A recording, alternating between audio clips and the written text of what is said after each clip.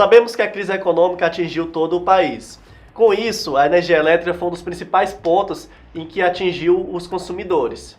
Falando de energia elétrica, lá na minha casa, particularmente, eu estou hoje proibido de utilizar o ar-condicionado a noite toda, né? Porque meses atrás, é bom a gente dormir no frio, né?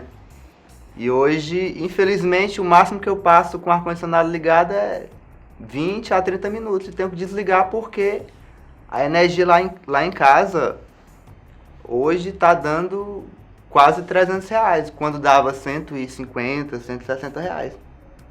E é algo que a gente tem que realmente cortar muita coisa. Meu amigo Wilton. E a questão também da gasolina, né? A gente sente muito no bolso essa questão da gasolina.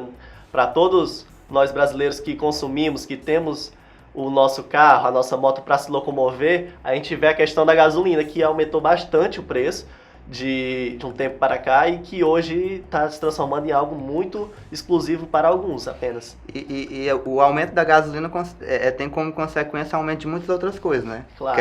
O aumento do preço das passagens.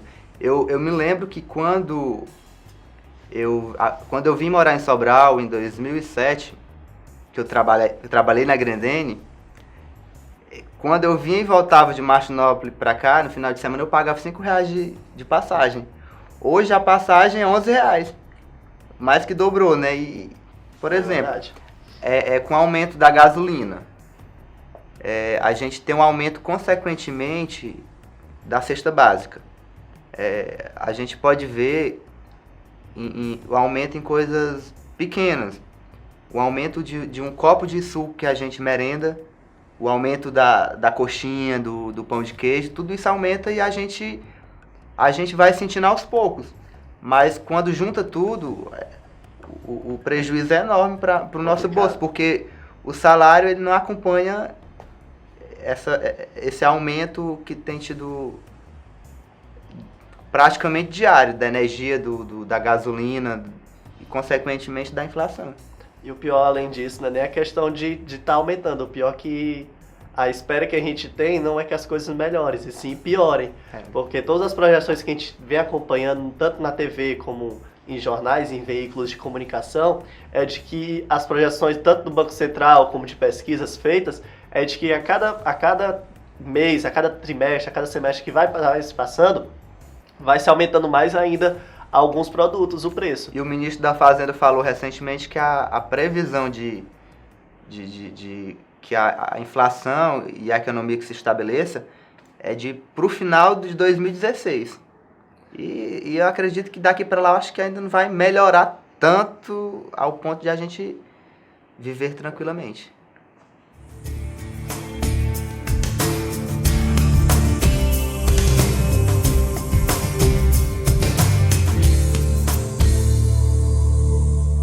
Professor, sobre o apagão que houve recentemente na cidade de Fortaleza, qual a sua opinião sobre o assunto? Onde você estava, se você vivenciou naquele momento? Especificamente nesse dia eu estava em Fortaleza, sim. Meu filho estava doente e eu, enfim, passei a semana com ele. E nesse dia eu estava indo para casa da minha avó e fiquei preso no trânsito por volta das 5 da tarde, qualquer coisa assim. Mas o problema do apagão, nós temos uma dificuldade também, e essa dificuldade ainda é mais antiga do que propriamente de 95 para cá, da infraestrutura. Os últimos projetos de infraestrutura mal desenhados e mal planejados foram feitos ainda na década de 70. Então nós temos uma dificuldade hoje de transportes, de malha, portanto, malha rodoviária, malha ferroviária, malha hidroviária, portos, aeroportos e energia elétrica também.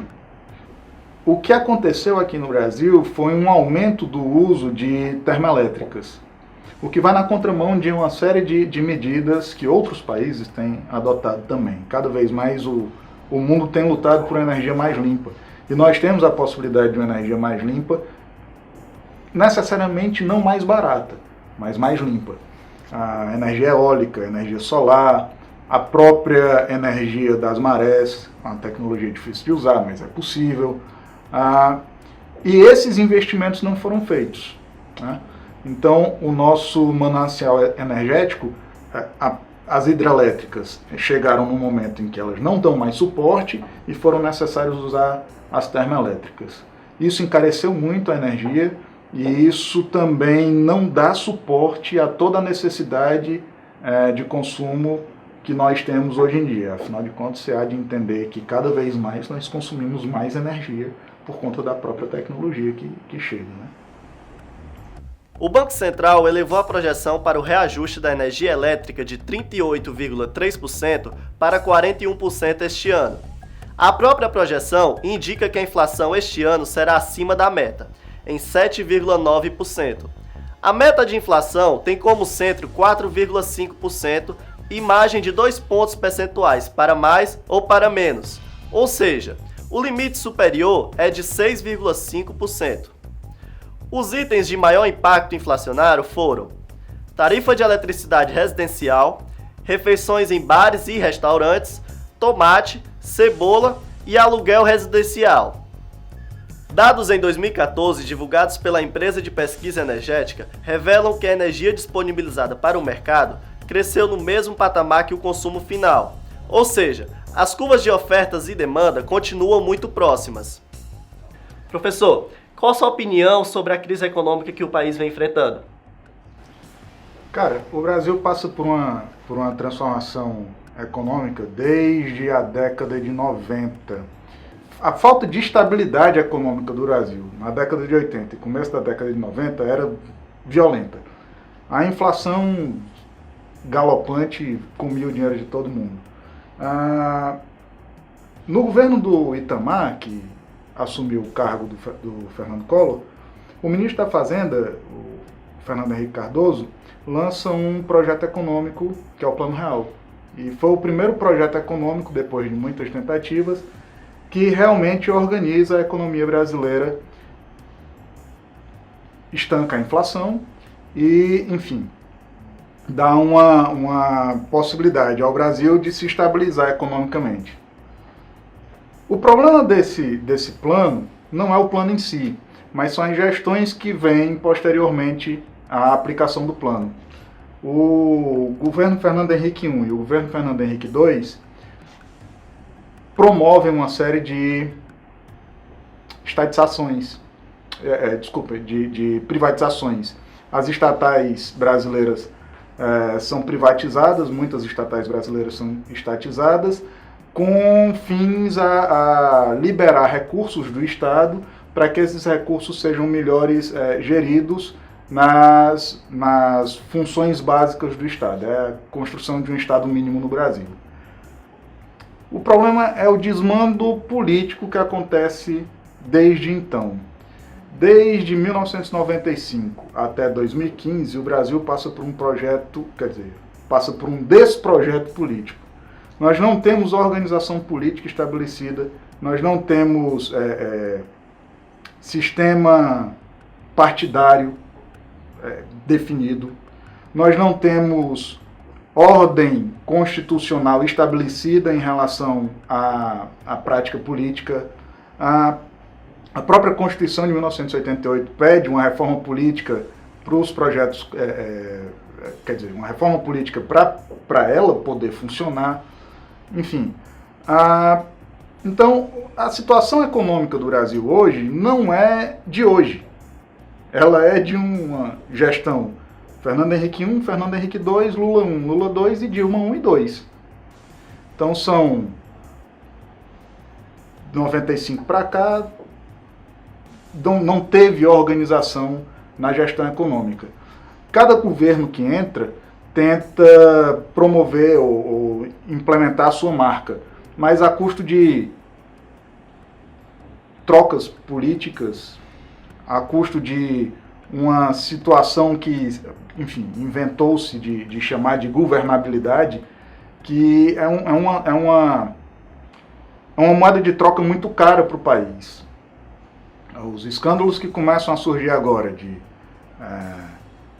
mensalão, já tem um tempo, mas esse escândalo que agora tem aqui na Lava Jato, enfim, esses escândalos de compra de voto, isso não é de hoje, enfim. E isso complica muito a nossa vida econômica. O que é que está acontecendo atualmente? Atualmente o Brasil passa por uma crise que não é só do Brasil, é uma crise internacional. As maiores potências econômicas do mundo estão passando por essa crise também. Os Estados Unidos passam por isso, a União Europeia passa por isso. Vários países da União Europeia estão à beira da bancarrota, a Grécia está na bancarrota, Portugal e Espanha estão à beira disso, Irlanda, a própria Inglaterra está pensando em se retirar da União Europeia, a Alemanha é o único país que está sustentando, dando lastro, a Alemanha e França dão lastro à União Europeia. Então, na verdade, o problema não é exclusivamente do Brasil. É claro que a gente tem que olhar para a nossa situação, tentar compreender a nossa realidade.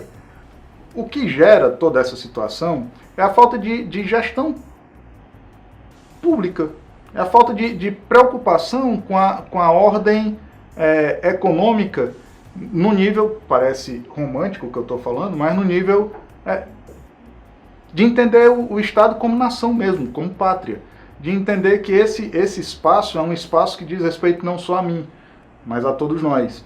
Se constituiu aqui no país uma lógica, uma vivência de que os bens particulares, os interesses particulares são maiores do que o bem da nação. E aí é que surgem os problemas que desviam a atenção do gestor e da economia nacional para os problemas que nós vemos hoje. Enfim, você pode tentar compreender a situação atual, quer dizer, só é possível compreender a situação atual se você tentar analisar a partir de três vieses. O viés histórico, o viés sociológico e o viés econômico.